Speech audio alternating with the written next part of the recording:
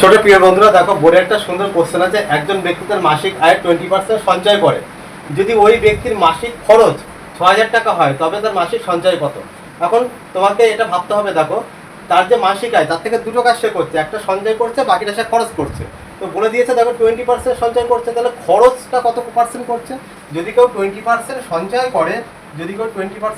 করে, তখন যদি খরচটা তার হয় 80%, এটা তোমাদের বুঝতে হবে। 20% সে সঞ্চয় করছে, অর্থাৎ খরচ হচ্ছে 100% থেকে বাকিটা অর্থাৎ 80% খরচ করছে। কিন্তু এই 80% দিয়ে দিয়েছে, 80% কিন্তু দিয়ে দিয়েছে কত টাকা? 6000 টাকা। কারণ খরচটা বলে দিয়েছে তার 6000 টাকা। তাহলে আমরা পেয়ে গেলাম 80% 6000 টাকা হচ্ছে। তোমাকে বলেছে মাসিক সঞ্চয় কত, আমাকে বার করতে 20% যেটা মাসিক সঞ্চয় করছিল সে 20% কত টাকা বেরোচ্ছে। দেখো 80% যদি 6000 টাকা হয়, তাহলে কিন্তু আমরা ঐকিক নিয়মে পেয়ে যাই 1% হয়ে যায় 6000/80। আর 20% যেটা দরকার তাতে কিন্তু হয়ে যাবে 6000/80। তাকে গুণ করে দাও 20 দিয়ে, কেটে দাও 0 0, 2 আর 8 কাটলে 4 হয়ে যায়। আর এখান থেকে যদি আমরা কাটি তাহলে হয়ে যাবে 1500। তাহলে দেখা যাচ্ছে তার মাসিক যে সঞ্চয়টা দরকার ছিল সেটা হচ্ছে 1500 টাকা।